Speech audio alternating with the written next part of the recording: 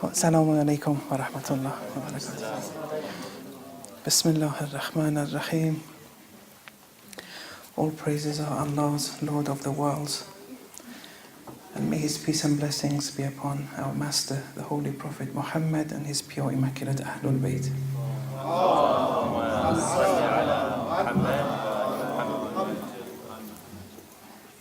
A word of apology to start off with. In relation to the congregational salat today, I wasn't supposed to come to lead it, so sorry if I kept people waiting. Then they told me at 8:30 that I have to come and do the salat, so sorry about that. I think this is very loud now. It's okay? It's loud. No. It's not loud enough. Okay. You saying it's not loud? Okay, it's okay. Okay, continuing from last night. And for those who weren't here, we're speaking about the status of women from the Gnostical point of view primarily.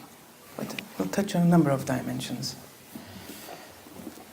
And today, inshallah, the focus will be in relation to how the traditions have spoken about the creation of Eve, alayhi salam. But before that, just a few introductory points, continuing from last night. So we said that one important mystical point to bear in mind when discussing the creation of man and woman is that the essence of what we are is the spirit. The spirit is called a man when it has X anatomical features, and it's called a woman when it has another set of anatomical features. We said sex is a function of one's anatomy, and therefore anatomy being a physical reality, sex is a function of the physical realm of existence, this world. We are a man or a woman in this world. You're only going to be called a man or woman for 70, 80, 90, 100 years. It's confined to this material realm. All succeeding realms of existences are matter-free, they're immaterial. And these physical, biological, anatomical criteria will no longer apply then.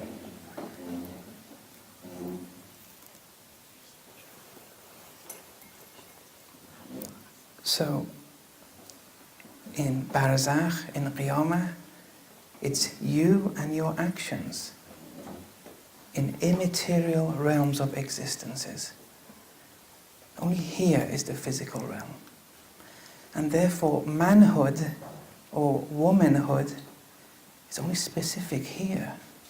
They won't persist. They bear no meaning in other realms of existences. You're not a man or a woman in Barzakh anymore. You're you and your actions. All those actions that you did, embodying in a certain different forms.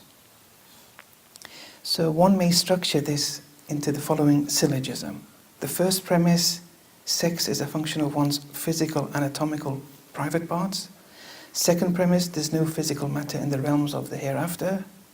Conclusion, one's sex has no meaning in the hereafter. So being male or female in the hereafter is not applicable. Although, yes, some people may say the second premise, it's controversial. Some people believe that Qiyamah, majority of theologians believe, that Qiyamah is a physical reality. And I'm not trying to force you into believing this. It's a very legitimate position that in Qiyamah, it's a physical reality, and therefore there, manhood and womanhood would have a meaning. But according to the Gnostics, this second premise, they believe all succeeding realms of existences are matter or physical matter free. Now, the idea that sex is not essential to what or who we are is a secondary reality to what we are in essence. It's not essential to what we are. Can be supported by medical data, medical modern experiments too. I'll try not to bore you too much, but I have to speak about this a bit, I think. In the 1950s, there was this Russian scientist who, at the same time when there was the space race between the Soviet Union and the United States, at the same time there was another race in the medical domain in relation to brain transplantation. The Russians started off here too, like with the space race, where this Russian scientist transplanted the head and forelimbs of a puppy onto a Siberian adult husky, which is a breed of dog. Actually, I've presented this paper in the State University of New York about 2 years ago, over 2 years ago. And actually, they liked it quite a bit. I presented the same paper at Manchester University. Yes, they didn't like it. Yes. No. But since you're American, and I'm assuming that you will like it, inshallah. So they put the head and the forelimbs of a puppy onto the adult Siberian husky. Now the post-operative notes, these are documented papers, the post-operative notes showed that the puppy was very violent and wanted to separate from the husky and even attacked the ear of the husky and bit it. But given the circumstances, it's a natural reaction after detaching its head and forelimbs onto it. And that suggested that there are two different psychologies here. It's one body, but we have two different psychologies, two dog psychologies in this case. But then, years later, an American neuroscientist, neurosurgeon,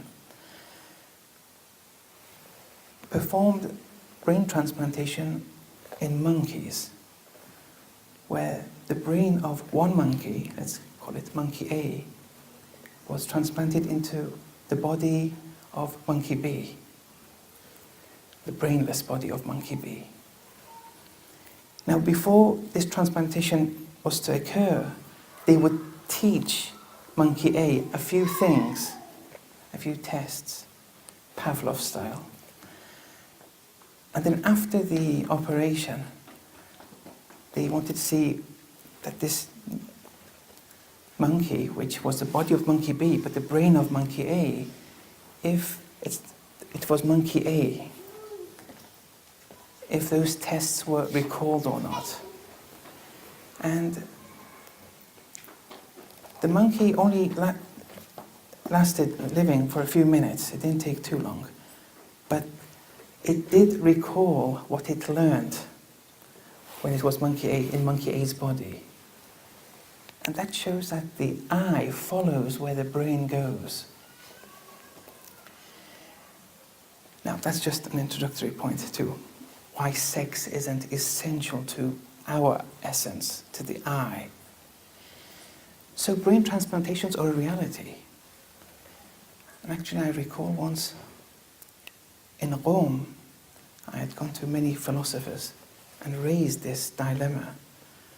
And many philosophers of different trends in philosophy kept on telling me it's impossible, this brain transplantation. And they would use some philosophical argumentation, and they were adamant. Some of them have been teaching that brand of philosophy, so to speak, for many years. But I kept on telling them, it's happened. These things are happening now. So we have to be careful when we read philosophy or Irfan. It has to have some practical benefits to society. It shouldn't just be a theoretical read. So, imagine then, one day this technology will be perfected.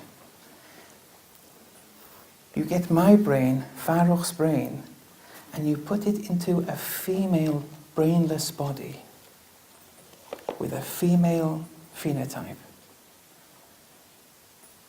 then you ask that apparent female, what's your name? She'll say Farrokh. The eye follows the brain. It's the same me. All my memories were the same and in continuity. My mother is my mother.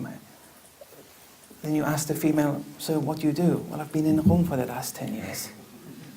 You see? That new Farrokh is now 46XX. Save for the brain, that's still 46XY. But on the whole, it's 46XX. It's female now. The eye is the same. The gender to start off with is the same too, because gender is a function of one's psychology. So to stop, with time it may change, with the hormones and everything. But the sex differs. So sex isn't essential to what we are, in essence. That is a legitimate conclusion to make. However, if I were to have the operation, then my marriage will be made void immediately. Because marriage is a worldly contract.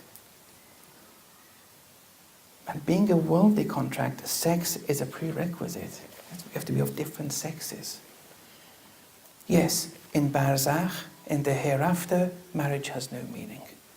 Has no meaning whatsoever. Criminal law has no meaning. There's no law in the hereafter. It's immaterial there. It's you and your actions embodying themselves. But law, marriage, these kind of things are all confined to this realm of existence. And since marriage is a worldly contract, you need a man and a woman, and sex is a function of one's anatomy, yes, once I become a woman, once Farrokh becomes a woman, then the marriage is void. There.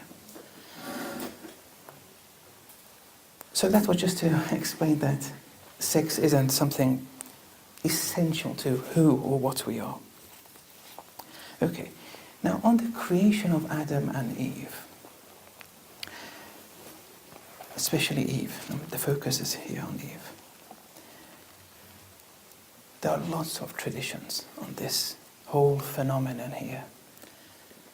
And they're very diverse.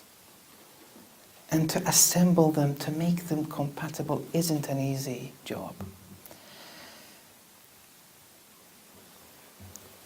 On the whole, Islam isn't for the idea that the physical Eve, Hawa alayhi salam, was created from Adam's rib. It's not impossible, okay? It's not impossible to create someone from someone's rib. Especially today with genetic engineering and stem cell therapy. It's very easy now, but with miracles, instead of going through all the different steps from A to B, takes some time, it occurs immediately. Because bones are a source of stem cells. But anyway, I'm getting medical tonight, I think. On the whole, though, it's not for the idea that Eve was created from Adam's rib. But not to say that it's impossible to happen, but it's not for this idea. And because the overall logic of the traditions point to the fact that Allah, and we'll come to the tradition in a minute, is free from such a description. Now, there are three positions here in relation to, well, there may be more, but I found three amongst the different works of scholars. There are three positions in relation to the creation of Eve, and we'll go through them with their argumentation a bit tonight. One says she was created from clay, but she was created anew from clay, not from the remains of Adam's clay.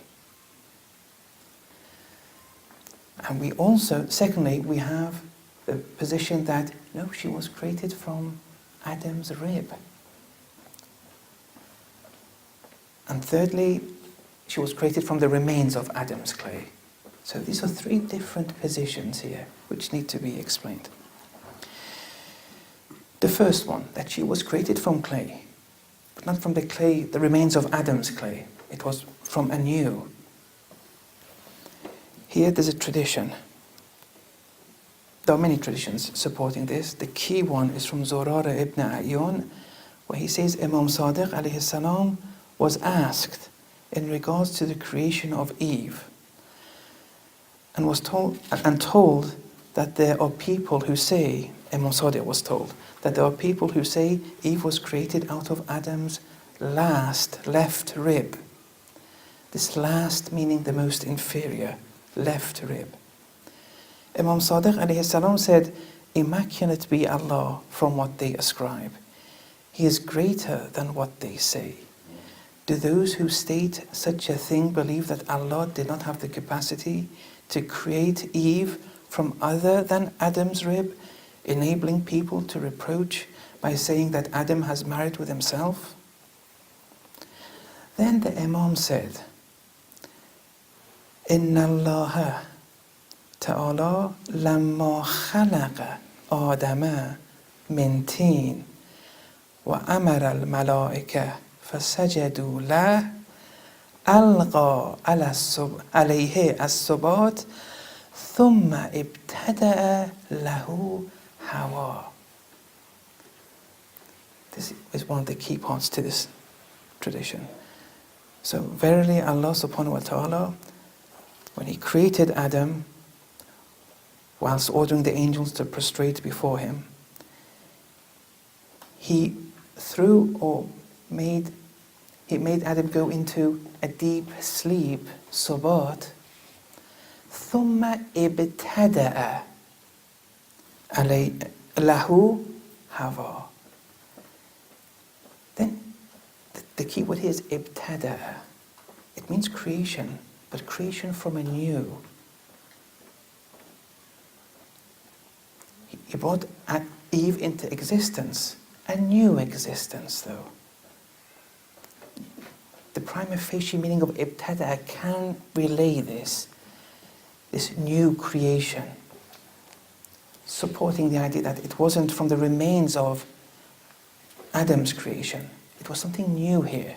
It's a different reality. Same constitution, clay, but from a different clay. Then on becoming aware of her creation, Adam asked Allah, "Who is this person whose sight and closeness is a source of affinity to me?" Now, this isn't a sexual form of affinity. This was first sight now. There was no mention of sex here.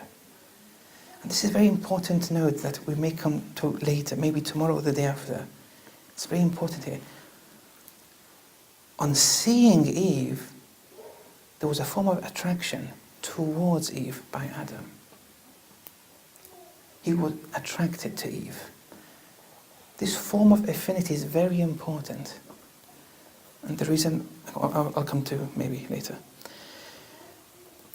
Allah said, "This is Eve. Would you like her to be with you, to be a source of affinity to you, to speak with you and to follow you?"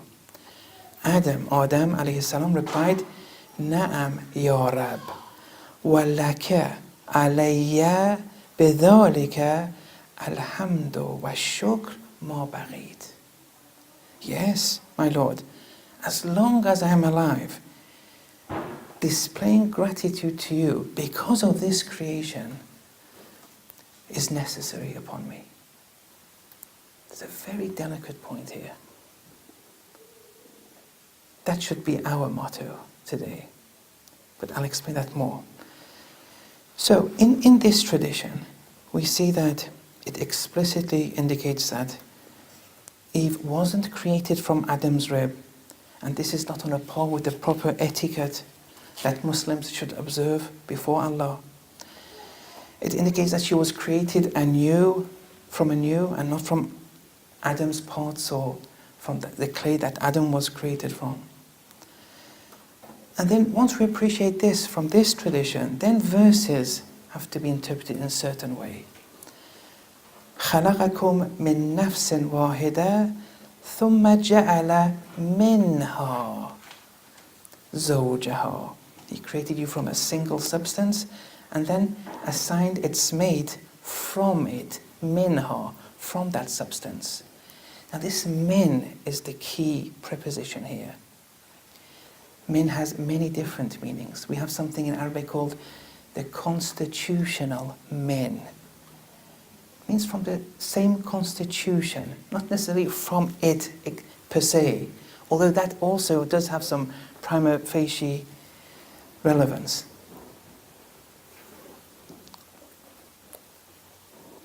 And then this verse says, ثُمَّ جَعَلَ, implies an antecedence in time.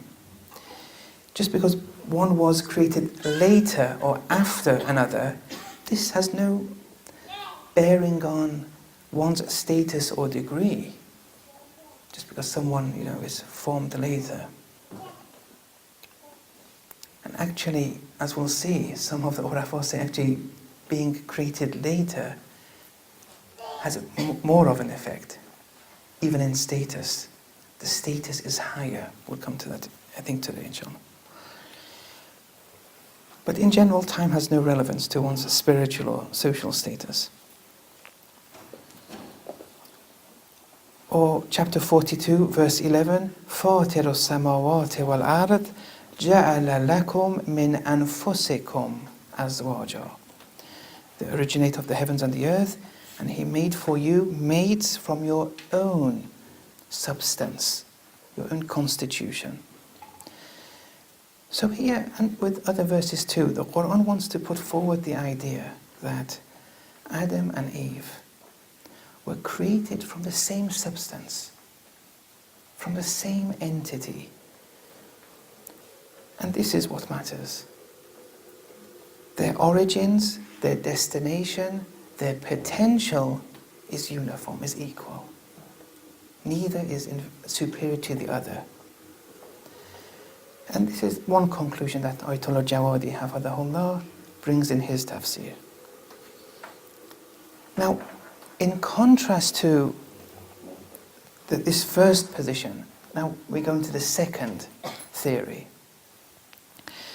And it seems, according to some of the fuqaha, that there are authentic traditions that seem to indicate that yes, Eve was created from Adam's rib, and they're authentic.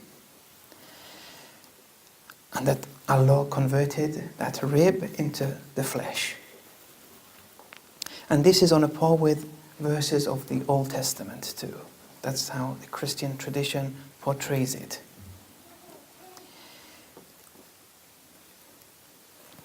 In fiqh, in jurisprudence, there's a discussion they have in relation to hermaphrodites. I'm not sure if you use the same term here in America. Hermaphrodites, they have both sets of genitalia, male and female. The ruling in relation to them is very important in many domains in fiqh. In one of them, it's in the domain of inheritance. If someone is a hermaphrodite, having both, do they inherit as a man or do they inherit as a woman? It's important because there's a difference in inheriting. Here, there are a number, before, with the help of the traditions, there are a number of signs to help assign the hermaphrodite to one of the two sexes. So that when they want to inherit, they say, you're not a man or a woman, but in inheritance you have the same ruling as a man, or the same ruling as a woman. There are many different signs. For example, the first sign is from which urinary outlet do they predominantly urinate from? If it's from the female urethra, you're a woman. If it's from the male urethra, you're a man. You inherit therefore as a man. And then in fiqh, it goes even, there are so many different branches. For example, they say, what if someone asked the imam, what if they urinate from both of them predominantly? The imam then said, well, from which one do they urinate from before the other? From which one do they urinate first? If they urinate from the female urethra, it's a woman, inherits as a woman. And then someone asks, what if they urinate from both at the same time? Then the imam says, from which ends last when they urinate? And it keeps on going. I'm sorry, it's become a very medical discussion tonight. Sorry about that. But now, these are all signs. One sign, assuming none of these, they're still not certain from which sex to assign this hermaphrodite. One sign, which is an area of controversy. These signs were unanimous amongst the fuqaha. But one sign, which is an area of controversy amongst the fuqaha, some accept it, some don't, is if none of those signs are, you still don't know which sex to assign the hermaphrodite, how many ribs do they have? Do they have the same number of ribs on each side? If they do, it's a woman. If they don't, it's unequal, it's a man. And we have these kind of discussions. But the important point here is this, that yes, this tradition many people have accepted and they've employed it in fiqh. As I'll just give it one example. And that doesn't have to be problematic though. We can still make it compatible with the other positions in the following way. Because we said that it goes against the logic of the Qur'an in relation to how the Qur'an views the creation of Eve. Okay, to say that she was created, and against the logic of the traditions too, explicitly, to say that she was created from Adam's rib. And the most inferior left rib too. What do these all mean? We don't have to accept the explicit meaning of this tradition. We take it into ta'wil to make it compatible with the explicit traditions and the logic of the Qur'an. So we can, at the same time as saying that Eve was created from clay, now whether it was new clay or the remains of Adam's clay, we can still interpret this leftness and make it compatible with those other positions, without having to say she was actually created from the left rib of Adam. Sometimes when we see two traditions, explicit traditions, going against one another, you can take one and the other you can interpret esoterically, making it on a par with the first. This is legitimate. Many scholars do this. Here, this leftness has to be described. The concept of leftness, what is all this about? What does left mean in the Quran? What does left mean in the traditions? We have left and we have right. Allah has right hands. Our a'mal, our deeds are given for some people in the left hand, for some people in the right hand. But according to the Gnostics, we have no left or right hand in the succeeding realms of existences. There is no physical body. What is all this referring to? Is left referring to a more deeper reality? The answer to this I found in a book which is a commentary to Usul Kafi. It's called Wafi, Al-Wafi. It's by Faiz Kashani, rahmatullah alayh. And it was incredible. After 10 years in the Hose, it was the first time I had referred to this book, this year. It was in relation to something else. And it's an incredible book where a lot of the meanings of very delicate traditions of usul al-kafi is highlighted in a very interesting ways. Now, I'm not saying it's, revelation. I'm not saying it's 100% true or not, but it deepens one's understanding. We don't have to be adamant and say this is, especially in these particular matters, that this is the truth, period. It's very difficult to say that, and there's no need. As long as what you say is on a par with the proper Islamic standards and criteria, it's acceptable. Anyway, so what does being left mean in the text? Maybe, on careful scrutiny, one observes that any association with the left is usually negatively interpreted. It's always negative. It's an association, an affinity with other than Allah.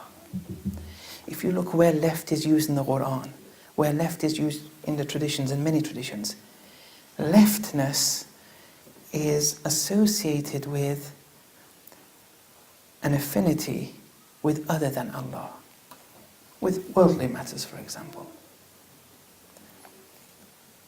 Being left is usually negatively interpreted. So this is a theological discussion, nothing to do with politics here. Here, you just need to go through different traditions, verses of the Quran. You see that the right is always positive. The pious are given the books, the account of their deeds in the right hand, and they are pious, the companions of the right hand. Where those who weren't pious will be given to the left hand.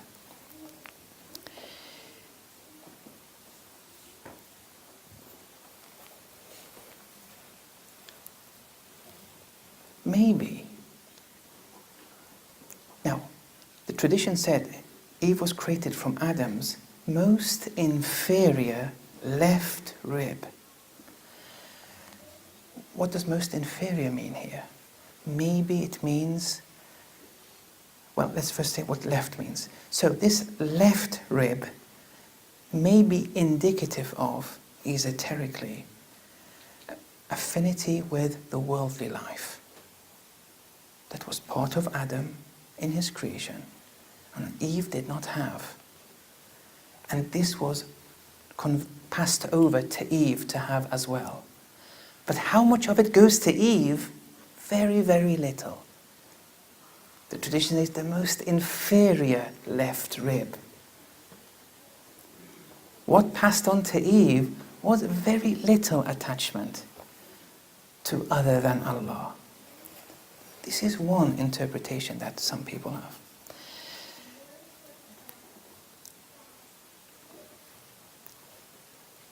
Otherwise, left, qua left, has no important significance. The traditions say, enter the mosque with your right foot. Eat food with your right hand. You've all heard of these, but maybe you confined it only to the external dimension. It's mustahab to eat with your right hand, for example. Okay, first question. What if someone is left-handed? You can't force them to eat with their right hand, can you? So, no, the tradition says, right, get their hands, and no, you can't do that. They want to eat with their left hand. They're left-handed, for goodness sake. The way, if you confine it to the external dimension, well, he'll get distance from Islam, the way you portrayed, as if there's a kind of anti-leftism movement. Rightness means affinity with Allah. Leftness, affinity with other than Allah. When you eat with your right hand, recall Allah when you eat. I'm not negating the external meaning. That's there too. Okay? But the main meaning, the main esoterical meaning is when you eat with your right hand. So when you're eating, recall Allah when you're eating. That's of value. Not the right hand because it's right hand. So here then the left-handed person say, oh good, yes, I'm also part of the picture now. Because I can recall Allah. You just look at the different traditions we have entering the mosque with the right foot. All these different things. These are possible ways to explain these kind of. As I say, everything in fiqh, everything in jurisprudence. Jurisprudence is the most essential step. You can't live without it. But you shouldn't confine yourself to the external dimension of jurisprudence. If you do, life can become very dry at times. All fiqh, all of it, every single part of it has esoteric dimensions. And it wants you to go to those. It's a conduit for you to reach these esoteric dimensions. Some people do wudu for the sake of wudu. Okay? They get confined in the whole water business. They get confined only with keep on, wiping, washing. There's no recalling Allah. There's no dua.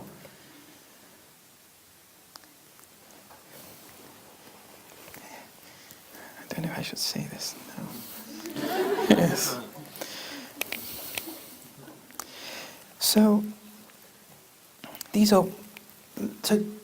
we can accept those traditions too, which says Eve was created from Adam's most inferior left rib, but we have to explain it more. Then there's a third position where here the position is that Eve was created from the remains of Adam's clay. So the difference here is that here it says from the remains. In the first position it said from clay, different clay. From clay, it was also from clay, but from another clay, not from the remains. Here the key tradition here is from Amr ibn Abi Miqdam, who narrates from his father, who says, I asked Imam Baqir alayhi salam, from what did Allah create Eve? He replied, what do the people say on this matter? I said, they say that Allah created her from one of Adam's ribs. He then exclaimed, they're wrong. Was Allah unable to create her from other than Adam's rib? I continued and said, may my life be ransomed for you. So what was she created from? And then the Imam replied, my father narrated from his fathers that the Messenger of Allah said, قَبَذَةً مِنْ تِينٍ. Allah took a portion of clay, فَخَلَتَهُ بِيَمِينِهِ, and then he molded it or blended it with his right hand. Now, Allah has no hands. The right hand is in relation to that recalling Allah, those divine attributes. It was a positive makeup that Allah created Adam from.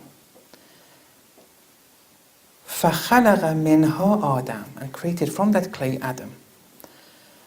وَفَضَلَتْ فَزْلَةٌ مِنَ التِّينِ, and there remained an extra amount of clay. فَخَلَقَ مِنْهَا حَوَى, and Eve was created from that extra, that remained from Adam's clay.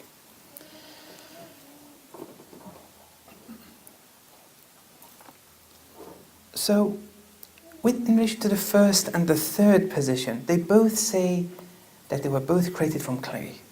And it's the same substance. Now, what this clay is referring to, outside the physical clay, it was physical clay too. It has other dimensions too. That requires a more deeper discussion, which I'm not prepared now mentally to go into. But they were created from the same substance. Whether Eve was created from anew or from the remains, the same substance. And Ayatollah Jawadi says this itself shows that the origins, destination and potential therefore is uniform. There's no superiority in either one. The origins are the same. Okay. Now, before we continue, just one marginal point, that these verses which do support, and these traditions which do support the fact that the origins are the same, from the same substance, when was this revealed? It was during the time of ignorance, the era of ignorance, Jahiliyyah. You just have to look through the texts of historical books of previous civilizations to Islam, just to see how they value the woman, how they regard the woman, how much the woman is looked down upon. And then suddenly Islam comes and says they're totally equal. Their origins, their destination and their potential. This was something new. Now there were previous religions which were divine. The message though was distorted. The texts were distorted. Women were exploited endlessly. In some civilization they weren't even regarded as humans. After the death of the husband they had no rights. You just have to go through history. And then Islam comes with this message. This is the important part. Okay, today, alhamdulillah, we don't have any distortion of the text. We may have malpractices in our Muslim cultures in relation to how we view the woman. But alhamdulillah, the texts are there. Islam is still living. And also it's worth noting that just because, I've mentioned this before, someone is created body-wise, if X is created before Y, doesn't mean they're superior in any way. Okay. Now here, some of the ulama have taken it one step forward. And this is a question of taste, maybe. One of them was Ibn Arabi here. Women, throughout his futuhat, he tackles this question. And even in one chapter, he describes how he viewed women before, and then what was granted to him from Allah when he saw the reality of women, and then how he viewed them after that. And then he gives very interesting commentaries to many traditions, which I'll come to, inshallah. We'll start that tomorrow. But he went one step maybe forward. He wants to say that the Eve was superior to Adam. And from that, the woman's creation is superior to that of man's. Now, this is interesting to note. His reasoning is of interest. I'm not saying this is fact, but there's something important lying in his words here. He says that the evolving and succeeding copy or creation of the original bears more value. We have creation, we have procreation. We were all procreated. None of us were created. We were procreated. Adam alayhi salam and Hawa alayhi salam were procreated. There was no mother or father. Were created. In procreation there's a mother and a father. The Arabic is tawalud.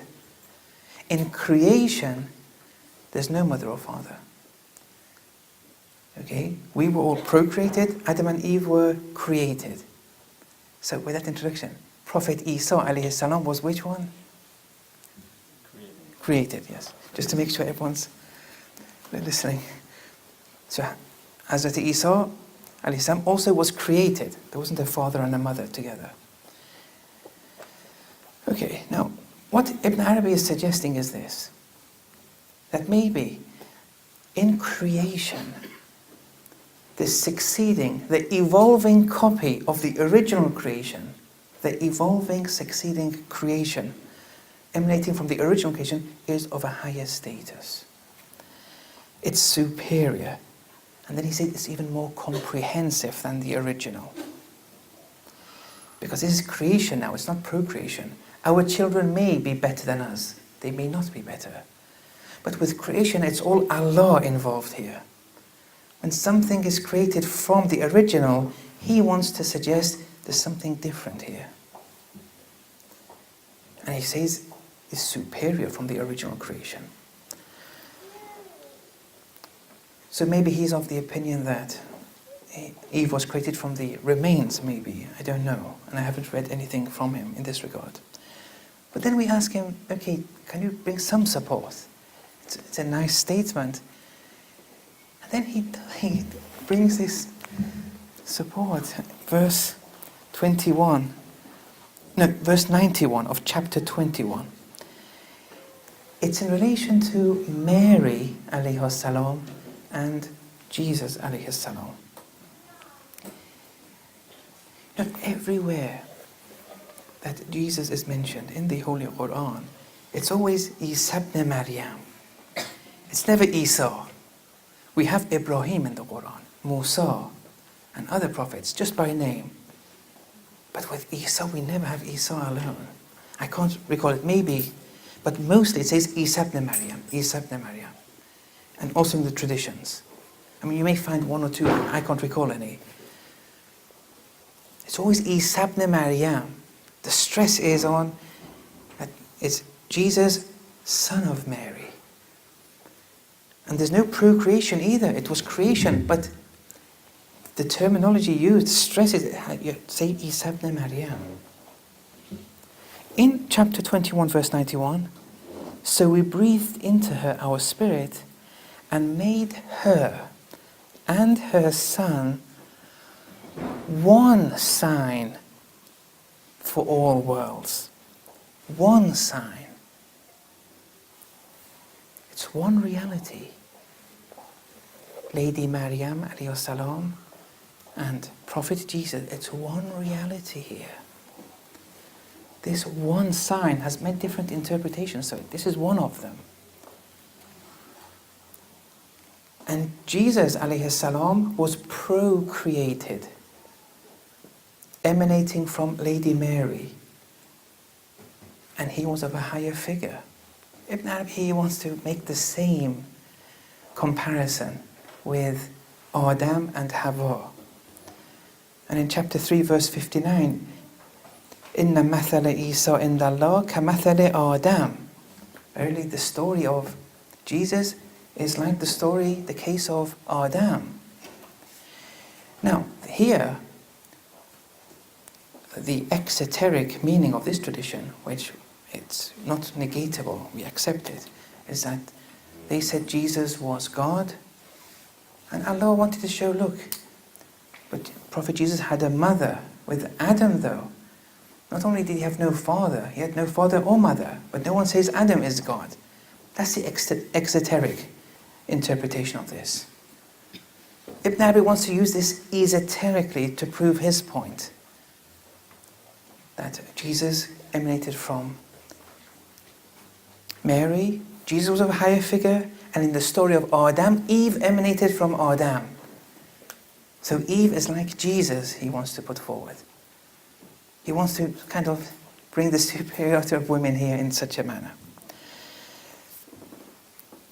Okay. Now, I'm not saying this is, a firm thing. I respect Ibn Arabi. It's a very interesting thing. It's a good take. It's of taste. It brings new esoteric dimensions to the verse. This verse, 59 in chapter 3 of Al Imran, he's touched on this verse in about 10 different ways in his Futuhat. And each one of them is a different way. 10 different ways of this same verse. All of them esoteric dimensions. However, I'm not in a position to say Eve was superior, but this new manifestation, which is called Hava, Eve, was something incredibly vital for mankind. That we don't deny. Mankind came through her. Mankind survived through her. She was the final divine step, if you like, the seal of biological proofs. With her creation, now mankind starts and will continue until the day of resurrection. There is something important there. We can't, undervalue that. It's a very important creation, this. With her creation, the stamp of biological proofs has now been given. And in relation to women in general, look, the late Ayatollah Khoui, rahmatullah alayh, when it came to who is the mother, in contrast to the majority of the fuqaha, he said the owner of the womb is the mother. So in surrogacy, if you want to do surrogacy, which is have a surrogate mother and everything, that's okay, you're allowed in Islam. But the mother will be the surrogate mother. Look, the cytoplasmic unicellular embryo in the womb of the mother. After 9 months, it becomes, at one cell, becomes something like 3 to 3.5 kilograms. Or, I think you work in pounds usually, around 7 or 8 pounds. A single cell. Where does that 7 or 8 pounds come from? It's all extracted from, the roots of the mother, the blood, the food, everything. It's all the mother.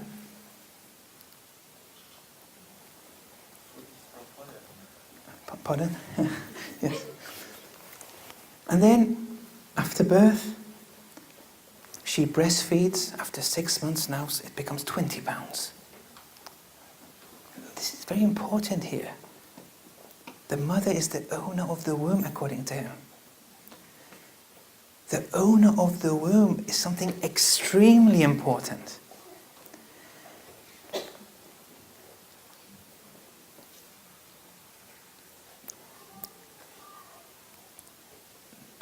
Look at orphans which are brought up by their mothers alone. They had no father, they were fatherless for whatever reason, and they were brought up by their mothers. And then compare them to children who were motherless and brought up by their fathers. With the latter, the motherless ones, usually, no one take offense, but usually, they're not very balanced. Because they didn't have a mother.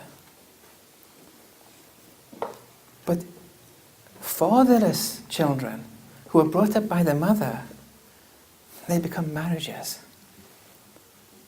A lot of our marriages, including Imam Khomeini, it was fatherless. It was the mother.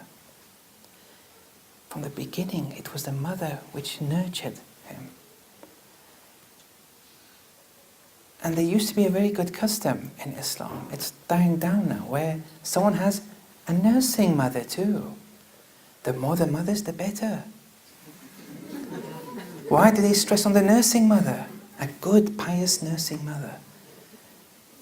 Is that this aspect of Eve-ness wants to be conveyed to the child. It's very important, the status here.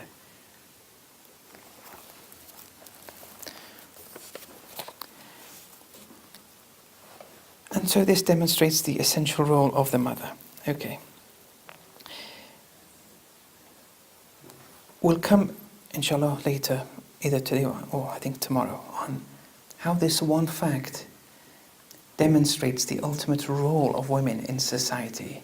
From this one fact and one tradition next to it, we come to interesting conclusions. One last thing, in chapter 49, another one of Ibn Arabi's interesting observations was in chapter 49, verse 13. يا أيها الناس, O humans, إنا خلقناكم من ذكر وأنثى. We created you from a male and a female. He wants to say from this verse, all forms of creation and procreation are alluded to in this one single verse. So he really dissects it now. He says, O humans, okay, indeed we created you. We created you, referring to Adam's creation. From a male, referring to the creation of Eve. And from a female, relating to the creation of who? Of Jesus, creation of Jesus. And then from a male and female, all else, procreation.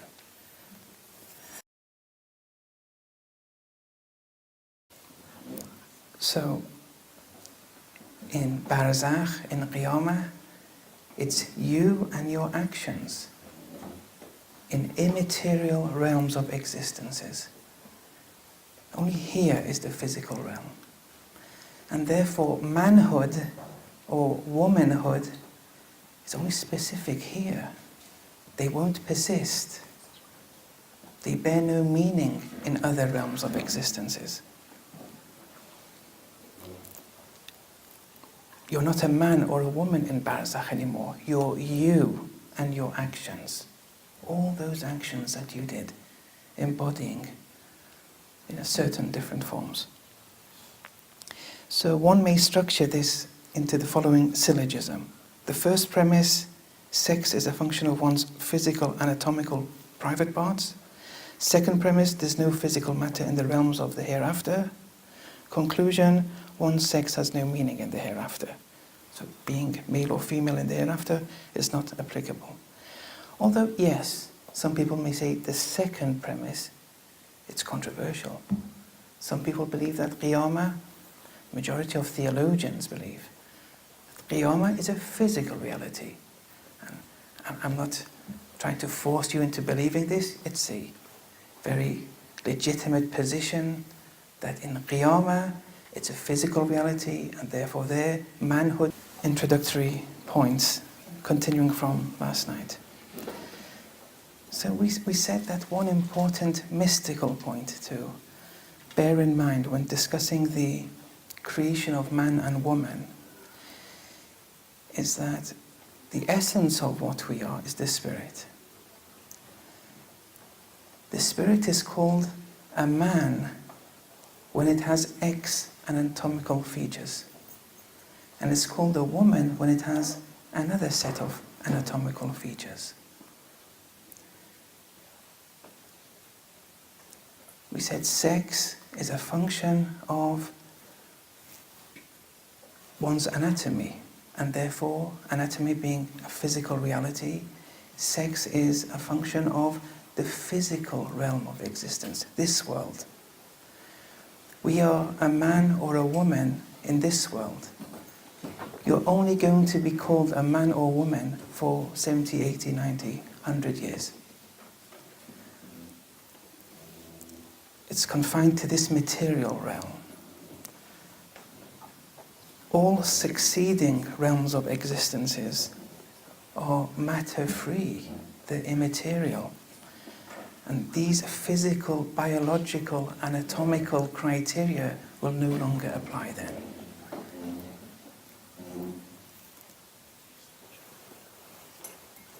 And womanhood would have a meaning.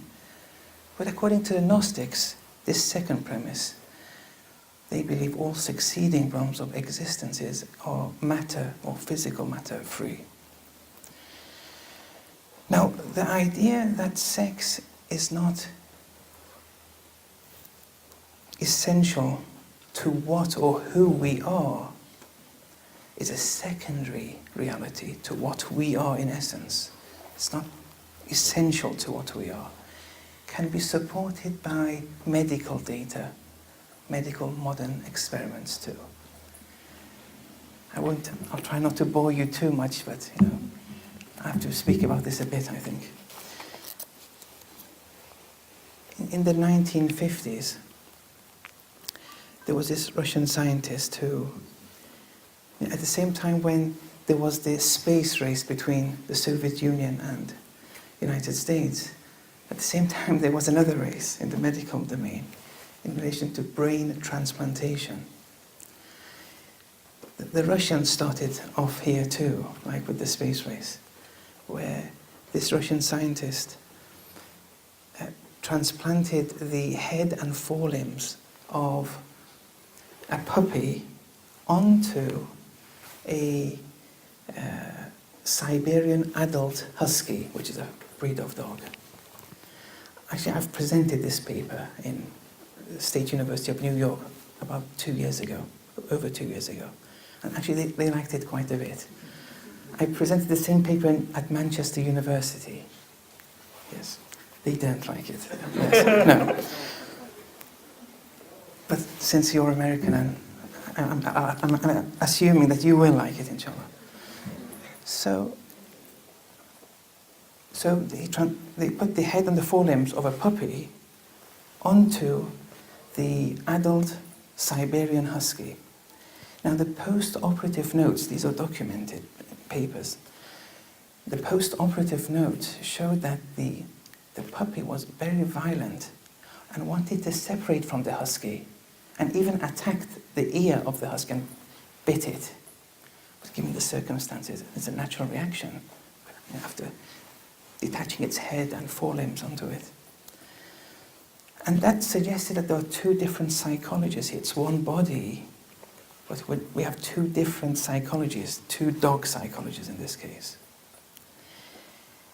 But then, years later, an American neuroscientist, neurosurgeon, performed brain transplantation in monkeys, where the brain of one monkey, let's call it monkey A, was transplanted into the body of monkey B. Assalamu alaikum wa rahmatullah wa barakatuh. Bismillah ar-Rahman ar-Rahim.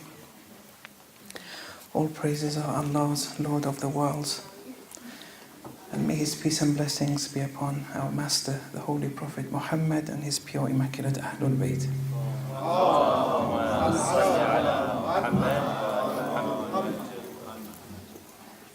A word of apology to start off with in relation to the congregational salat today. I wasn't supposed to come to lead it, so sorry if I kept people waiting. Then they told me at 8:30 that I have to come and do the salat, so sorry about that. I think this is very loud. No? It's okay? It's loud. No. It's not loud enough. Okay. You say it's not loud. Okay, it's okay. Okay, continuing from last night. And for those who weren't here, we're speaking about the status of women from the Gnostical point of view primarily. But we'll touch on a number of dimensions. And today, inshallah, the focus will be in relation to how the traditions have spoken about the creation of Eve, alayhi salam. But before that, just a few